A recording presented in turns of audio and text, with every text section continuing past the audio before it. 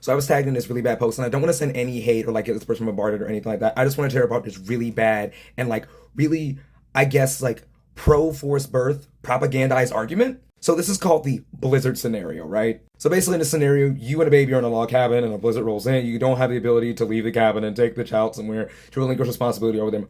Already loaded, already flawed, because usually in society, when you give birth to a baby that you do not want to take care of, there is a place where there are places you can go to relinquish that child. The baby is hungry and your only option to feed them is via breastfeeding. Use your bodily resources to like feed the baby, whatever. You'll be fine because you can replenish your resources as there's plenty of food for you in the cabin. Then it reads, for whatever reason, you don't want to breastfeed the child. Either you don't like the side effects of breastfeeding, you can't be bothered to do so, or you simply do not want to sustain this child until after the storm passes. This is actually very important because you actually really do need to outline this in order for this to be fair and not to be a loaded question. But of course, this is a loaded question in a loaded scenario. Like, you do need to tell us like how long the storm is going to be. A blizzard could last 5 minutes, it could last an hour, it could last a few hours. You need to outline and like give us a time limit, because what's to say that I can't just like wait for the storm to pass and then just go get formula to like take care of the baby, or go and relinquish the baby to somebody else. Again, literally, this is a forced scenario, and it's like kind of sickening to read, honestly.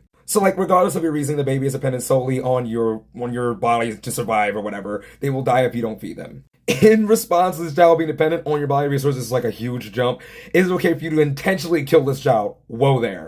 Again, you did not tell us how long the storm was going to be, and that's like actually kind of important to this scenario. For example, you don't want to feed this child or do anything to tend to their needs, and you are the only person that's able to do so. Is it okay for you to deal with this issue by using a weapon to kill this child? So this post from the get-go is trying to force down your throat and into your mind the forced birth argument that there is no difference between a fetus and a born child that's like separate from you and no longer needs your literal like body, like no longer inside of you and needs your insides in order to survive, right? Okay, but like, what if I took your 6-month-old baby and I just Rumpelstiltskined your ass and said I need your firstborn child, and then I swapped that baby with like a 2-week-old fetus?